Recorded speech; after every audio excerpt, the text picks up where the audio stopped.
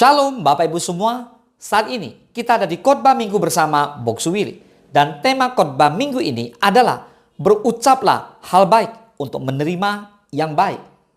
Amsal 18 ayat 21 berkata, hidup dan mati dikuasai lidah, siapa suka menggemakannya akan memakan buahnya. Saudara, kita menyadari bahwa perkataan atau ucapan yang benar akan membangun kehidupan orang, sedangkan perkataan yang tidak benar akan meruntuhkannya. Memang di dalam kehidupan kita sehari-hari membuktikan bahwa perkataan yang kita ucapkan kepada seseorang bukan hanya akan mempengaruhi dirinya sendiri, tetapi juga akan mempengaruhi kehidupan orang lain. Di dalam hal ini, bukan sekedar kelemah lembutan atau kemanisan kata-kata yang diucapkan itu yang membawa pengaruh, namun juga isinya. Pengaruh tersebut dapat bersifat positif, namun dapat juga bersifat negatif. Maka itu, berucaplah hal baik untuk menerima yang baik. Jika saudara terus memperkatakan hal-hal yang buruk, maka saudara akan menuai hal-hal yang buruk juga. Matius 12 ayat ke-33. Jikalau suatu pohon kamu katakan baik, maka baik pula buahnya. Jikalau suatu pohon kamu katakan tidak baik, maka tidak baik pula buahnya. Sebab dari buahnya pohon itu dikenal. Karena itulah kita perlu memperhatikan perkataan yang kita ucapkan dalam kehidupan sehari-hari. Katakan amin. Yakobus 3 ayat ke-4 dan 5a. Dan lihat saja kapal-kapal, walaupun amat besar dan digerakkan oleh angin keras, namun dapat dikendalikan oleh kemudi yang amat kecil menurut kehendak jurumudi. Demikian juga lidah, walaupun suatu anggota kecil dari tubuh, namun dapat memegahkan perkara-perkara yang besar.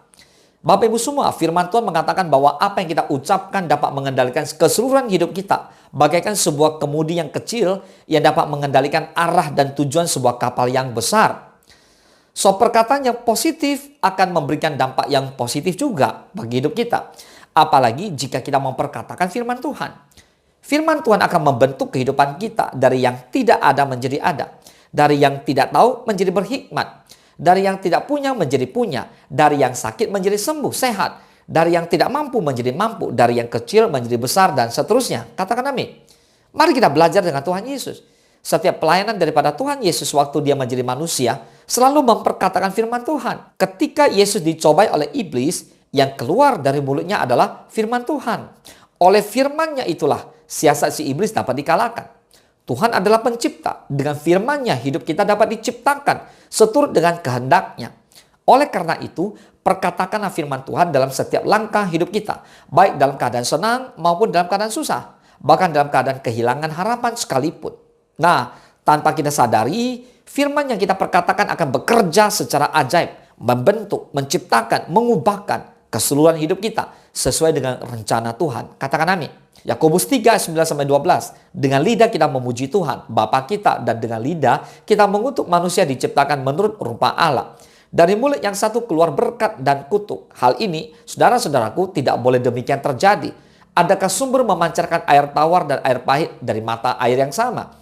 Saudara-saudaraku, adakah pohon ara dapat menghasilkan buah zaitun? Adakah pokok anggur dapat menghasilkan buah ara? Demikian juga mata air asin tidak dapat mengeluarkan air tawar. Nah, perkataan-perkataan yang buruk atau negatif akan membentuk hal-hal yang buruk atau negatif juga dalam hidup kita. Masalah yang kita alami sehingga membuat kita merasa tidak mampu, kelelahan, putus asa, bahkan kecewa, marah, atau hilang pengharapan. Dapat membuat kita mengeluarkan kata-kata yang negatif dan tidak berkenan di hadapan Tuhan. Bertobatlah. Hal ini tidak akan membuat masalah kita menjadi selesai, tetapi dapat memperburuk keadaan. Kata-kata buruk atau negatif yang keluar dari mulut kita dapat menjadi kutuk atas kehidupan kita, saudara. Bahkan kutuk bagi orang lain jika diucapkan terhadap orang lain. Kutuk ini akan mengikat hidup kita sehingga kita tidak bisa memperoleh berkat yang sudah Tuhan sediakan bagi kita. Tapi tentunya kutuk ini juga dapat dilepaskan di dalam nama Tuhan Yesus Kristus. Lihat, kisah bangsa Israel yang menggembara di padang gurun selama 40 tahun. Merupakan satu pelajaran yang begitu luar biasa bagi kita semua. Kita banyak melihat bagaimana pasukan atau bagaimana bangsa Israel bersungut-sungut sehingga mendatangkan murka Tuhan. Bahkan hampir seluruh generasi Musa tidak dapat memasuki tanah perjanjian kecuali Yosua dan Kaleb. Ini semua akibat ulah bangsa Israel yang menggerutu atas keadaan yang mereka alami dan tidak percaya akan janji Tuhan. Mari saudara, ucapkanlah hal-hal positif, perkatakanlah firman Tuhan dan mengucap syukurlah atas segala hal. Amin.